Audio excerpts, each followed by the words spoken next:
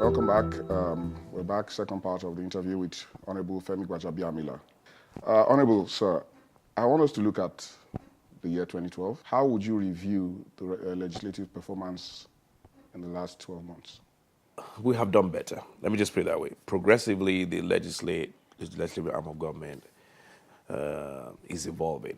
And I believe that there's still a lot to do. But as far as 2012 is concerned, compared to 2011, 2010, and 2009, I think we've come a long way. I mean, there have been issues of fuel subsidy, which we have tried to tackle. There's the issue of budget performance, which we have taken frontally. There have been several issues that this House has brought to the fore as an independent arm, which ordinarily, because the PDP still holds a majority, before now, those issues would have been swept under the carpet. But the members of PDP have asserted their independence because they have a speaker who they believe in and who is ready to protect them. So I think for Nigeria, we have done well, but there's still a lot, and I mean a lot, to do. There's a general perception that this past year has been one episode or the other of soap operas, different probe panels, different allegations, impeachment threats, and all of that. Do you agree with this perception that the House basically whips up, cases and issues just to create conflict, for the sake of their own personal ends? What I mean is, you go after somebody, probe the person, and then the person comes back and settles you, and then everything is swept under the carpet. It's a very strong opinion, and I believe we have to look at this critically. What do you think? Well, let's first of all, let's look at the probes so far. Maybe this year. I mean, I'm not sure how many of them I can remember. The fuel subsidy, was it necessary or not? I'm sure you'll say yes, it was. Yes. So we're going to look at whether the probes were necessary before we now look at the motivation, right? Were they necessary? Yeah. The issue of SEC, was it necessary? Yes. The issue of AMCON, was it necessary? Yes.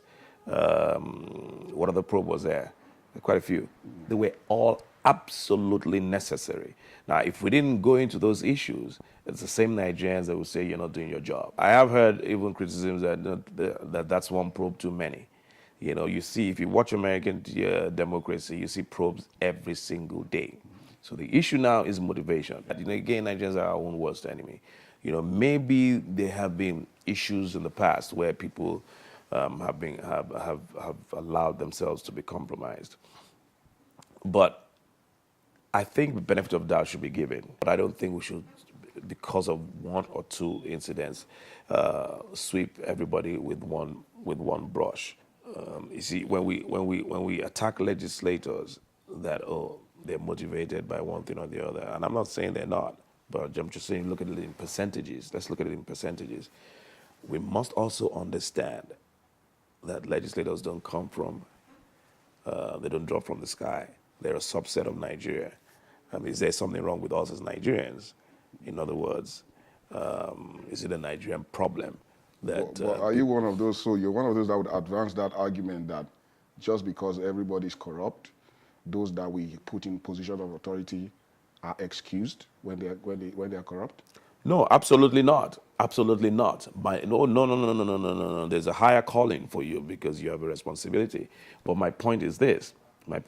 If we agree, which you seem to be agreeing with me, that legislators, politicians, the president, the governors are all a part of Nigerian society, and everybody is corrupt, which you're saying, then what I'm saying is that the solution has to go beyond looking at a group of people.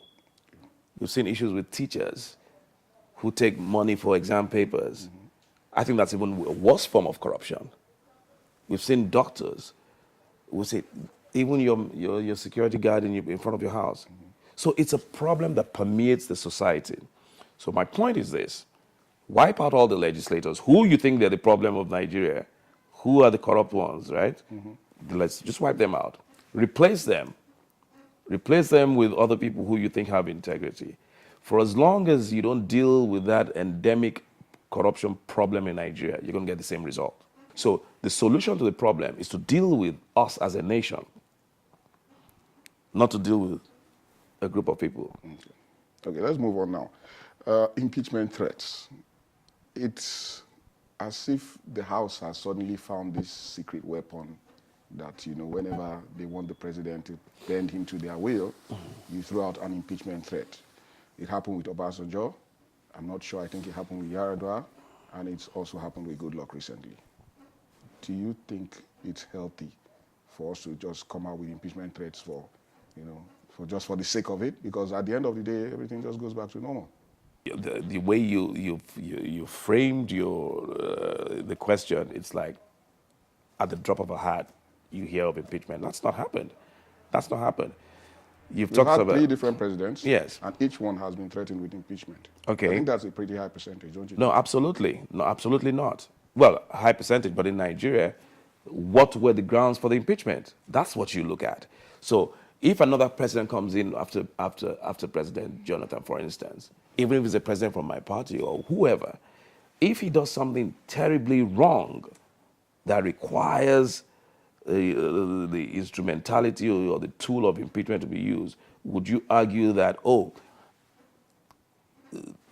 many impeachments, let him go, leave him alone? No. Instead, you should be arguing that you guys are not doing your work. Someone was said of you, and I quote, Femi cares about Nigeria. He cares a lot about doing the right thing. He is courageous to the point of being reckless. That was Nasir El-Rufai. Now, do you think it's healthy for the executive to benchmark oil at a certain price for the budget, and the House decides to up it, knowing full well that in business affairs it's always better to err on the side of caution? Interesting. First of all, whose responsibility is it to benchmark? Ultimate responsibility. Benchmark is also part of the process of appropriation. It's part of the process of appropriation, and that power lies with the National Assembly. There are 400 and something members of the National Assembly, 360 House of Representatives members, and 109 senators. You cannot tell me that even 10% of those people don't have anything up here. Just 10%. So you cannot say the opinion of one person. In this case, the Minister of Finance, it seems, to whatever she says in financial matters is law. But hasn't this one person been charged with the responsibility of doing that? I mean, that's why she's there. She's supposed to be competent enough to know. She's been charged with the responsibility of executing appropriations laws as appropriated by the National Assembly. So I say the House is responsible for basically putting the budget together, because if you advance the argument, that's where we're going. The House is responsible for appropriating, for looking at the budget proposals, looking at it, and determining that whether or not. That's why you look in America. You have what they call the Congressional Budget Office. Now you have the fiscal cliff that is approaching America. Whose responsibility is it? It's the Congress. They are the ones that everybody's looking at to do something. Okay, it's not the Minister of Finance, like every minister, has is to propose and execute whatever comes out of the National Assembly. But let's get back to the issue of the benchmark. Have you looked at have you studied and read the arguments of the National Assembly pegging that thing at 80 as opposed to 75? There is no person, now the only argument I hear is err on the side of caution. That's the only argument I've heard. And do you think it's a silly argument? No. What's the side of caution? If oil is going at 100, if oil is going at $100 on the average, and you're pegging the benchmark, you're benchmarking it at 75. In the last all those years, what has happened to the differential? Nobody knows. You see, we're protecting you. Nobody knows. You have a budget deficit year in, year out. Meanwhile, you have money saved up. You sit down, you share the money amongst yourselves. It doesn't go to the benefit of Nigerians. The private sector cannot borrow because the government has mopped up all the money to satisfy its own Is that not why deficit. the Sovereign Wealth Fund is there? I thought that was what that was supposed to do, to save that money for the rainy day. What, the Sovereign Wealth Fund? Well, the Sovereign Wealth Fund itself is under litigation right now because you don't compel states under federalism to contribute to you. You know, so there are many, many issues here. You have the sovereign wealth fund, you have excess crude oil from benchmark. For me, the National Assembly's argument is far more superior in the area in terms of the issue of benchmark. So if all you're not advancing economic arguments, if all the argument you have for me for wanting to the benchmark to be 75 is to be cautious. Volatility of the oil prices. Well, let's take a trajectory. Let's look at the records in the last 5, 6, 7 years. Has the oil price been so volatile that we've missed the mark? No, it hasn't happened.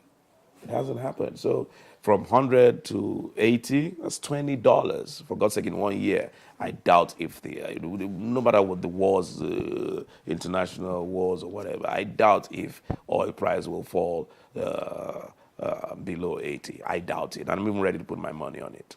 Okay, let's hope you don't have to. Yeah. 2012 has been a very dramatic year, and we're about to enter 2013. I won't ask you for a prediction. Rather, I'll just say what can we expect from the House, and what can your constituents expect from you in the coming year? For the House, a more robust House, a more purpose-driven House, a House that is more inclined, progressively year in year out to do the bidding of the people. The work of the House is greatly misunderstood. The work of the House is not something that is tangible. It's not something you can see. Making laws is not something you can see. It affects you, but it affects you indirectly. This House has passed a lot of laws that if you look at them deeply, they affect the ordinary man. But you see, the impact is not directly felt, and it is over a period of time. Unlike the executive, you see tangible things. You see roads. You see infrastructural development. You see that's the work of the executive. That's what people need to understand. That we operate on two different planes. But you see a lot more meaningful legislation. That's what I'm trying to say. For me, I will continue. You asked about my representation of my constituency. I will continue to do my best, like I've been doing in the last 12 years, to work for the good and for the benefit of my people. There's a program coming up. I have an annual program, which is a job fair. We did the first one last year. It was very successful. We had almost 10,000 applicants, and we were able to provide jobs for over 500 people in 1 day. The second one comes up around about May, June, and again, it is done. I don't employ people. See, these are the misunderstandings. Yes. I have CVs that would fill this room, and people think it's my job to employ people. I'm not an employer of labor. That's the work of the executive. But ours is to make laws that will make it a lot easier, for people, and that's what we do. But I don't employ people. But instead, what have I done? I've gone out to organize job fairs. The one I did was the first of its kind in Nigeria last year. The second one comes up again, like I said, in June. Hopefully, it will be more successful than what we did last year. So those are the ways we try, our own best to assist people from our constituency. By 2015, you'll be concluding your third term. Yes, by God's grace. Do you want to keep remaining in the House, or do you want to push higher? Senate, governorship, presidency? All authority comes from God. He determines where you are tomorrow, whether you're lower or higher, or you're in the same place. So I don't even think about those things. Those things are furthest from my mind. I work for the moment. I do my best for the moment, and tomorrow will take care of itself. All right, well said. Thank you very much, Honorable Femi Gbajabiamila, for having us, and we are very grateful. Thank you very much.